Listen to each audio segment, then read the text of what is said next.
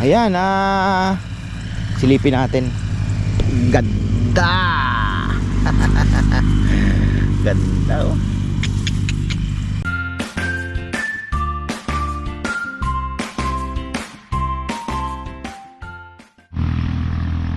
Isang magandang buhay mga ka-farmer. Ang ganda ng bunga, grabe. Sana all ganito.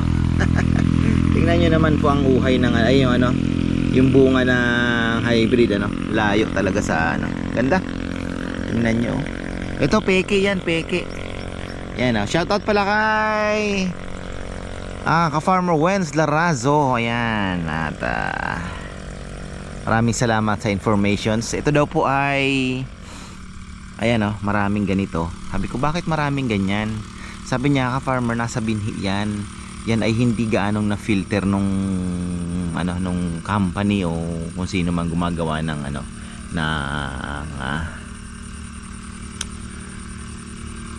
ng seeds, no? Yung F1 seeds daw. So, ang ganda po ng ano ng sana oh, ganito oh. Kung mapapaganito natin, ano? Maganda. So ayan, tayo po ay nagla-last application ng ating ginagawang fish amino acid para at least po bago lumabas yung mga ano okay na tayo. Last application na to, 3G foliar and fish amino. So ayan, lumalakas ng tubig oh. Wow. Tayo naman ay maglilipat na mamaya ng ating mga gamit. Sa fish pond naman magpapatubig mga ka-farmer kasi okay na tayo. Yung ating ano dito, pump ililipat na po natin. So ayan, ito 3G foliar fertilizer. Ano pa to? 3G foliar and fish amino acid. Ayan. Pinagsama na natin. Kung magiging effective ito tutuloy po natin ito sa susunod na ano natin na cropping, gagamitin uli natin. Pero papasok po ang tag-ulan kaya sana ito ay mailusot namin kasi medyo nagbabadya na. Siyempre pag farmer po kayo, dapat lagi kayo nakatutok sa panahon, nakamonitor kayo. So mukhang next week ay may papasok na. Next week po ay may papasok na. By ano daw, by weekend next week. Mukhang may papasok na po na ano, na masama na panahon. So sana hindi naman tayo maapektuhan. Kung ulan-ulan lang po ang dala, walang hangin at hindi idapa itong palay. Kasi itong palay ay nangangailangan pa po ng mga 1 month. Lalabasan pa lang po ang bunga. 1 month pa ang kailangan niya.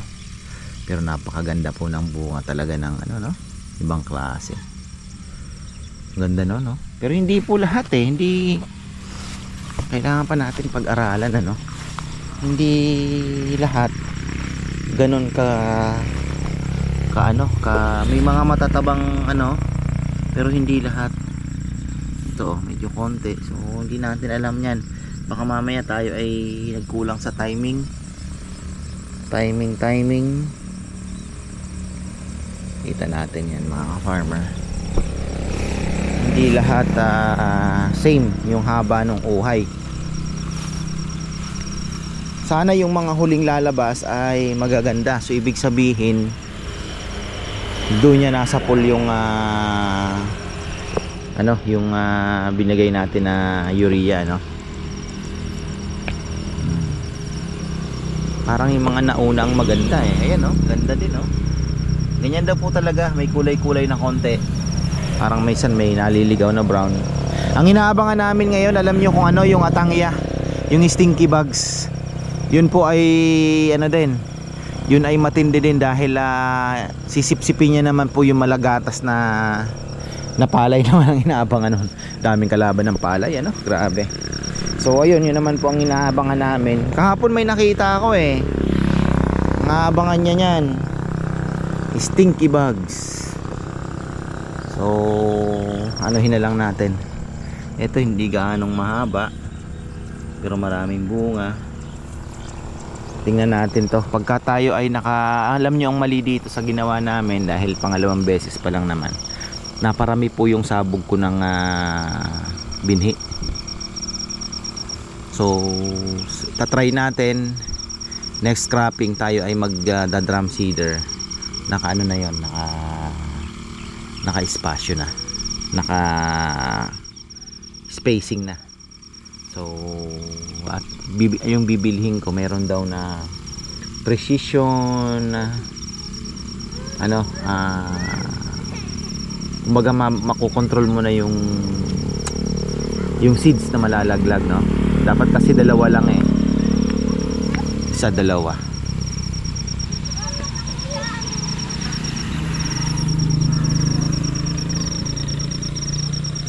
So baka dahil na rin po doon tingnan natin.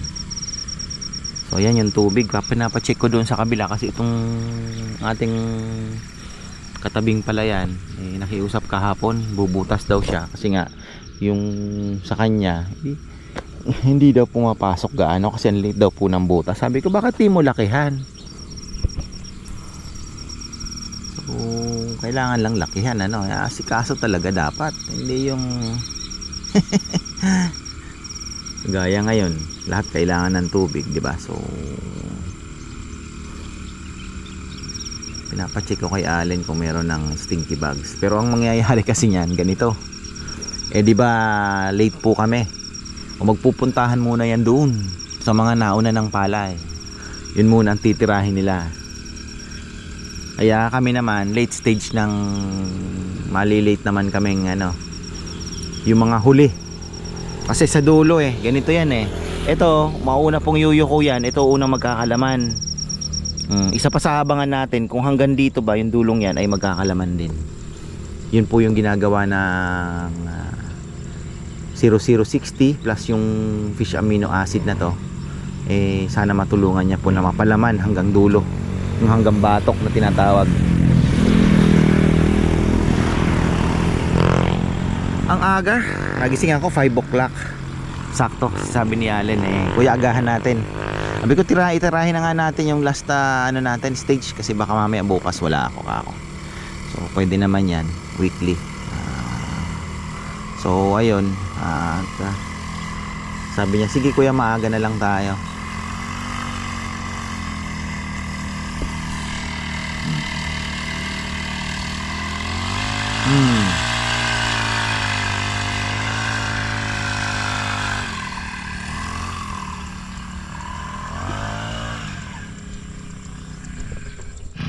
Uy, yung mga ka-farmer, ito yung hinahanap kong gagamba yun beautiful. Ayan, silipin natin. Ganda. Ganda palabas pa lang daw po. So 1 week makikita na natin ang sana naman wag naman tayong uy, ito yung sinasabi ko, nakalusot mga farmer ayan yun, ito yung nasipsip po ng pero very minimal naman yan. Ayan putol. Ayan na yung palay, nasipsip po ito ng stem borer. Ito yung pinatay namin nung nakaraan na napaka lethal sa palay, kaya kailangan maagapan po ninyo. Yan yung stem borer na tinatawag. Wala ka na mapapakinabangan pag lumabas na, wala na. So prevention ang pinaka-importante.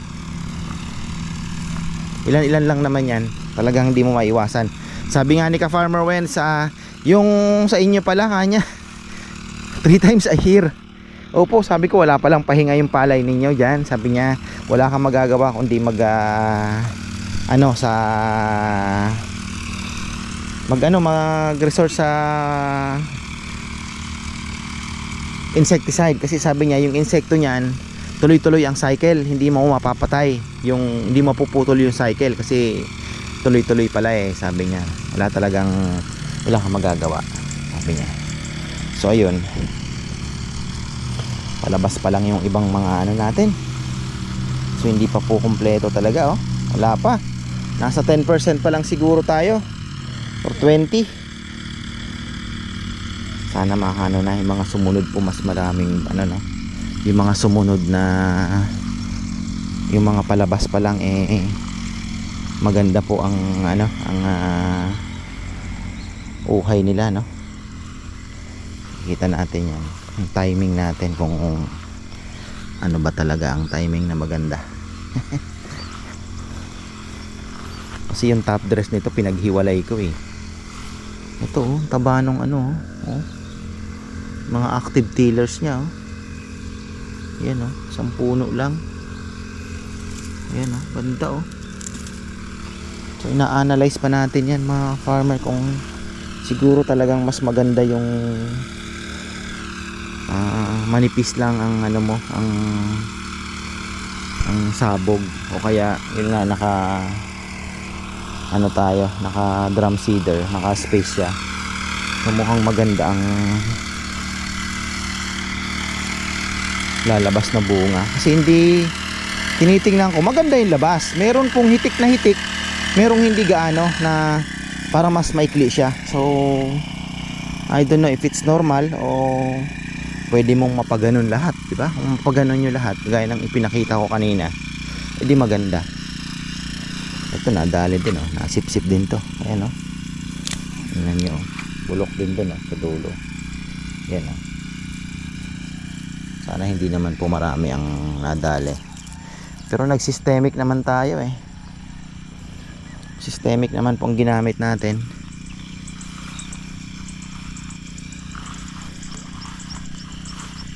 Itong kabila mas mauuna, lalabasan na. Ayan o, yung bunga po ng ano, 216 naman ito. Ayan oh, 216. Mas manipis talaga siya ano, yung inbred ano oh, inbred variety. Pero masarap din ang 216, malambot-lambot. Mas malambot po siya. So pinapacheck ko kay Allen kung ano, kung may tubig na ba lahat. Kasi sa bagay continuous naman na po, hindi na pinapatay no. Tuloy-tuloy na kasi ito na yung stage na kailangan na ng palay ng tubig at sikat ng araw. Kaya nga hinahanap ko yung araw. Sabi ko sana maaraw kasi kailangan po ng ano eh, kailangan ng palay natin yan, yung sikat ng araw. Okay na tayo mga ka-farmer. Yan oh, ganda yan no oh, tingnan nyo naman oh, kanina mas grabe, mahitik na hitik ano. Talagang tunay. Halos lahat naman po ng hybrid variety ganyan po ang bunga, talagang dinevelop po nila yan para sa mas marami pong bunga, mas maraming grains.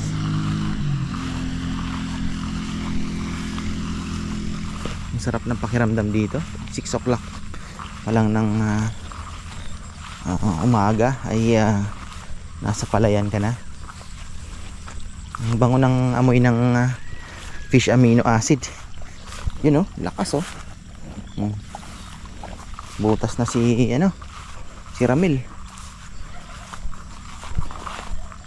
Ang ano dyan, nagbutas siya dito. Baka mamaya hindi na makarating sa dulo yung aming tubig eh.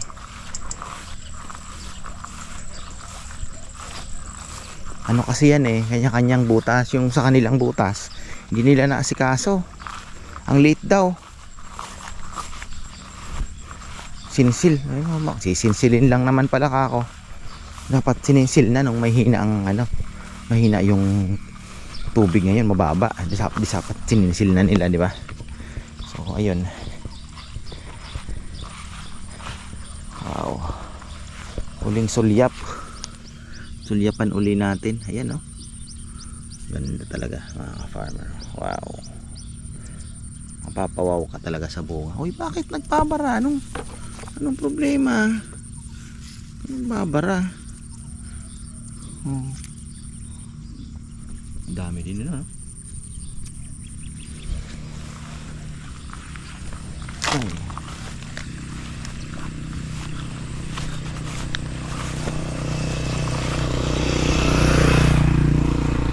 Kahapon inikutan ko to eh. Hanggang dun. Tinitingnan ko po yung bunga. Ganda naman. Ayan.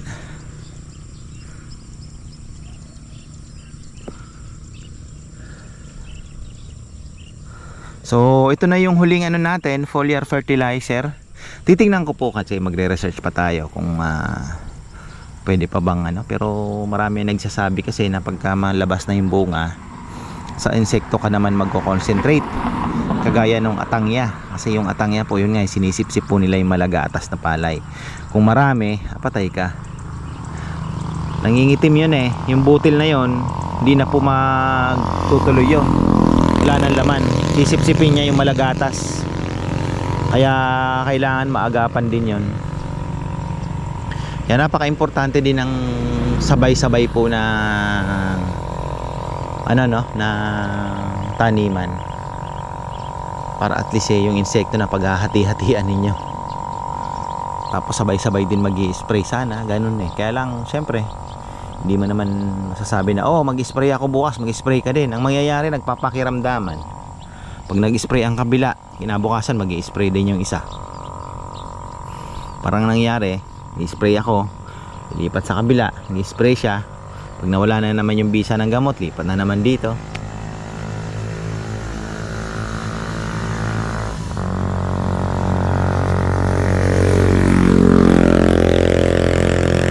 Pero kami, ano bang in-spray ko dito? Puro systemic lang ako eh. Hindi naman, nakatatlong beses pa lang po yata kami ng insecticide. Hindi ko inano yung linggo-linggo. Hindi po pwede yung linggo-linggo. Kawawa yung kakain. Kaya ang pinipili ko, systemic na. Para at least ang interval ninyo 15 days. So mga 2 weeks, pwede na yon. Kung may nakita, saka lang tayo titira. Kagaya niya, sabi ni Allen, kuya pag may nakita tayong i-spray tayo ng pangatangya. Oo, sabi ko, sige. Pero maganda sana, medyo mapalabas-labas pa natin ng konti yung palay. Saka na natin birahin.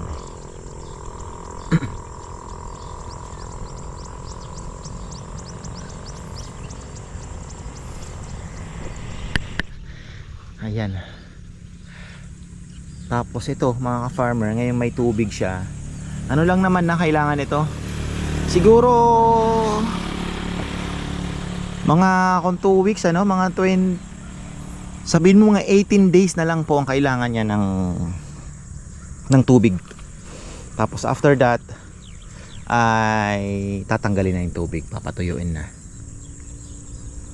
So 2 weeks before harvest hanggang 2 weeks before harvest dapat may patubig ka para mas maganda.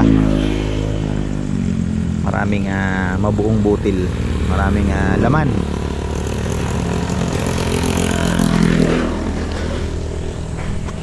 So inoobserbahan ko yung mga unang lumabas compare sa mga huli. Kasi kung saan tayo nagkamali. Kung may mali tayong yung timing natin. Tignan natin. Kasi maganda naman eh. Ganda eh. Flowering stage na tinatawag, pero hindi pa po ito. Ilan pa lang ang nakakalabas, pero marami na daw doon, nakabungad na sa gitna. Ito, huli na naman to ito palabas pa lang, tingnan yung ganda. Sumasabit. Bakit laging sumasabit? Anong problema? Ganda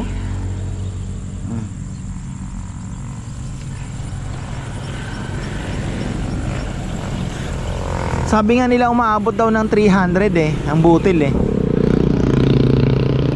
Dami naman. Sabi ko ang dami naman. Dapat daw ng 300. Kung yung maximum yung maximum yield po ng ng isang, yung maximum butil ng uhay na kaya nilang ilabas. Kung maganda ang nutrients. Ayan tingnan nyo, ganda.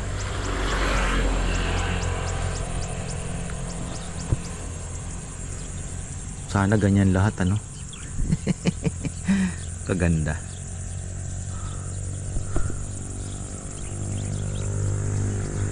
So ayan mga ka-farmer, at tayo magtatapos na naman. So excited na ako dito, sana ganito lahat. Pero itatanong natin kay ano yan, ka Farmer Wens, kung bakit hindi lahat ganyan ano. Baka ito yung mga primary panicle na ano, kumbaga magaganda yung bunga niya talagang buo. Pero yung iba, maganda pa rin naman mga farmer. Pero kung ganyan sana lahat ano, tanong natin kung kaya ba na puro ganyan ang ilalabas niya o primary panicle siguro talaga. Kasi ito, tingnan nyo, ang ganda din oh. Oh. Siya yung pinaka ano, mataas. So ayan, marami pong salamat. Until next time. At sana sa susunod nating video ay nakalabas na po lahat yung ating inaabangan na uhay. At ayun nga, medyo ano na tayo dito, medyo bantay ano na tayo dito dahil talagang medyo marami na pong kalaban na. Lalo na nasa flowering stage at malagatas na. Pagdating sa malagatas, kailangan po natin talagang tutukan din sa atangya. Yun ang kalaban naman ng palay pagka ano na, nagpapahinog na siya yung atangya. So yan, maraming salamat at magandang buhay.